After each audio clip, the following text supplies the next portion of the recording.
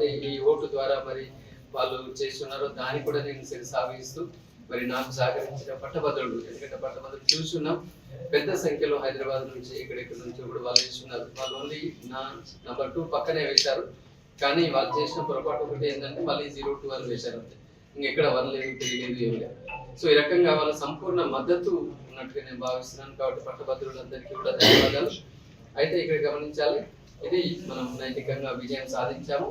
నా శ్రేయోభిలాషులు కానీ మరి కాంగ్రెస్ శ్రేణులు కానీ పట్టభద్రులు కానీ ఎవరు కూడా దీని గురించి అధైర్యపడకూడదు. ఖచ్చితంగా నరేందర్ రెడ్డి మళ్ళీ ఫీల్డ్లో ఉంటాడు.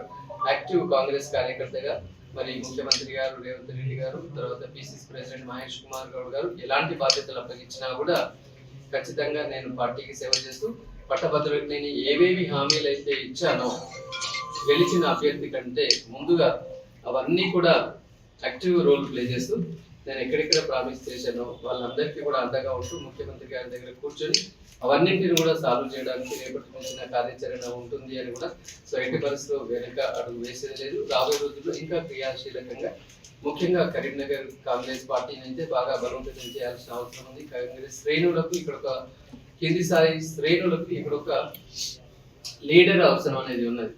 ఎందుకంటే చూస్తున్నాను కదా, ఇక్కడ ఆల్మోస్ట్ 3 రోజులు కౌంటింగ్ ప్రారంభమైనప్పుడు కూడా మరి ఇక్కడ కాంగ్రెస్ శ్రేణుల హడావిడి అక్కడ కనపడలేదు. అంటే అక్కడ ఒక లీడర్ అవసరం కరీంనగర్. సో ఖచ్చితంగా ఈ కరీంనగర్ కాంగ్రెస్ ని పటిష్టం చేయడానికి నేను అహోరాత్రులు పనిచేస్తాను. ఒకవేళ ముఖ్యమంత్రి గారు చెప్పినట్లయితే ఖచ్చితంగా ఎక్కడెక్కడ పార్టీలో ల్యాప్సెస్ ఉన్నాయో, ఎందుకంటే ఆల్మోస్ట్ 42 అసెంబ్లీ కాన్స్టిట్యూన్సీలు విస్తృతంగా తిరిగి వచ్చారు. ల్యాప్సెస్ లేవు అనేది అది తప్పు, ల్యాప్సెస్ ఉన్నాయి, కానీ వాటిని సరిదిద్దడానికి నాకు అవకాశం ఇస్తే కనుక తప్పకుండా నేను పార్టీకి ఎల్లవేళలా కృషి చేస్తూ మరి రాబోయే కాంగ్రెస్ పార్టీ తరఫున ఏ ఎన్నికలు ఉన్నా కూడా ఆ కాంగ్రెస్ పార్టీ గెలుపుగా నేను ఖచ్చితంగా పనిచేస్తానని చెప్పేసి ఈ సందర్భంగా మనం ఫైనల్ గా మరి ముఖ్యమంత్రి గారికి అలాగే పిసిసి ప్రెసిడెంట్ గారికి వారితో పాటుగా స్పెషల్ థ్యాంక్స్ మాత్రం ఖచ్చితంగా మరి మంత్రివర్యులు మంత్రి నివాసులు దుద్దిల శ్రీధర్ బాబు గారికి మాత్రం ఖచ్చితంగా నేను స్పెషల్ థ్యాంక్స్ చెప్పాలనుకున్నాను. ఎందుకంటే నిస్వార్థంగా ఈవెన్ పోలింగ్ ఏజెంట్ల డబ్బుల కారించి కూడా ₹1 నా దగ్గర తీసుకోకుండా తన సొంత ఖర్చులతోటి మంత్ని ఒకటే కాకుండా మొత్తం ఎంటైర్ పెద్దపల్లి కావచ్చు, రామగుండం కావచ్చు, ఈవెన్ మంచిర్యాల కావచ్చు, కరీంనగర్లో కూడా గల్లీలో మీటింగ్ పెట్టేసి అన్ని సంఘాల వాళ్ళతో మాట్లాడి అసలు నాకంటే ఎక్కువ కష్టపడి, అంటే ఇంత కష్టపడడంలో ఉద్దేశం ఏంటంటే కాంగ్రెస్ పార్టీ గెలవాలనేది. సార్ యొక్క ఉద్దేశం కూడా ఏంటంటే ఏదో నాకు ఫేవరిజం చేయాలి, నేను గెలిస్తే ఏదో అవుతుంది అని కాదు.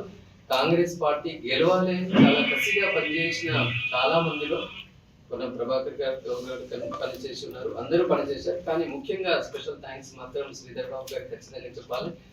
అదే విధంగా అందరు కూడా కలిసికట్టుగా రేపు రాబోయే ఎన్నికల్లో ప్రతి కాంగ్రెస్ కార్యకర్త కూడా భుజాన వేసుకోవాలి. ఖచ్చితంగా ఎన్నికలు గెలిపించడానికి మనం పనిచేయాలి తప్ప కానీ నేను కాల్ తీసి బయటికి పెట్టాలంటే నా ₹1 ఖర్చు ఎవరు ఇవ్వాలి అని ఆలోచించినప్పుడు ఏ పార్టీ కూడా ఏం చేయలేదు. కాబట్టి ఖచ్చితంగా కాంగ్రెస్ పార్టీ కరీంనగర్లో ప్రక్షాళన దిశగా ముఖ్యమంత్రి గారు పిసిసి ప్రెసిడెంట్ గారు ఆదేశాలు ఇస్తే కరీంనగర్ను ఖచ్చితంగా ప్రక్షాళన చేసి దీన్ని పటిష్టం చేయడానికి ఖచ్చితంగా నేను ఉంటానని చెప్పేసి సందర్భంగా కూడా కోరుతున్నాను.